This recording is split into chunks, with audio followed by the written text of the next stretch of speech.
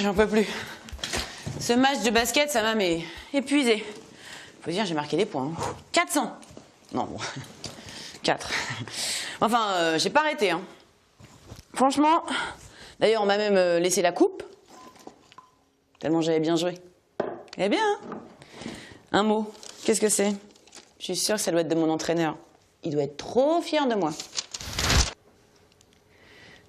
Vous êtes trop passive lors du jeu. Vous devriez participer davantage afin de marquer plus de points. J'en ai marqué des points. Moi, trop passive? Non, je suis pas d'accord. Hein. Non, enfin, trop passive, j'ai quand même marqué 4 points. Hein. Si notre championne attend qu'on lui passe la balle, elle n'agit pas, elle est passive, elle subit l'action. En revanche, si elle tend les mains pour qu'on lui lance la balle, dans ce cas, elle agit, elle est active, elle accomplit l'action de participer au match. Eh bien, en grammaire, c'est la même chose. En effet, on dit qu'une phrase est à la fois active quand le sujet de la phrase accomplit l'action donnée par le verbe. Par exemple, mon père construit notre maison. Et on dit qu'une phrase est à la voix passive quand le sujet subit l'action donnée par le verbe. Par exemple, notre maison est construite par mon père. Tu sais, en sport, tu peux passer d'une attitude passive à une attitude active et inversement. Eh bien, en grammaire, c'est la même chose. Comment ça? Oui, en grammaire, tu peux transformer une phrase passive en phrase active et inversement. Bon, allons voir comment ça se passe.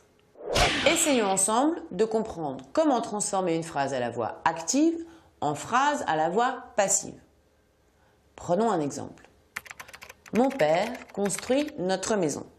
Mon père est ici le sujet. Il accomplit l'action de construire. Construire quoi? Notre maison. Notre maison est ici COD, complément d'objet direct. Nous sommes bien dans le cas d'une phrase à la voix active, puisque mon père, le sujet, accomplit l'action donnée par le verbe. Passons maintenant cette phrase à la voix passive. Notre maison est construite par mon père. Regardons toutes les transformations qu'il y a eu. Souvenez-vous, mon père était à la voix active sujet. Là, à la forme passive, il est devenu complément d'agent, introduit par le petit mot par. Notre maison, à la voix active, était COD. À la voix passive, notre maison est devenue sujet. Sujet qui subit l'action d'être construit. Nous sommes donc bien dans le cas d'une phrase à la voix passive. Et avez-vous remarqué qu'il y a aussi un changement au niveau du verbe? Oui, à la voix passive, on emploie l'auxiliaire être ou avoir, plus le participe passé du verbe.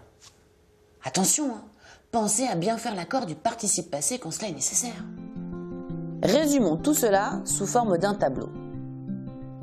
À la voix active, le sujet accomplit l'action. À la voix passive, le sujet subit l'action.